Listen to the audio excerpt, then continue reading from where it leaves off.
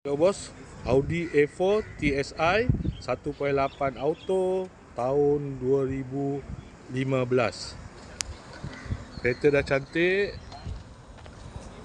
cat dah baru, condition semua okey lagi, tak ada masalah.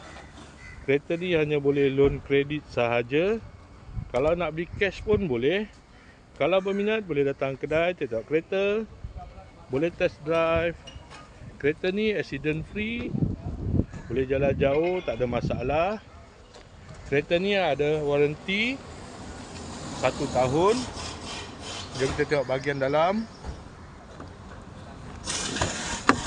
Dalam masih cantik lagi, leather seat.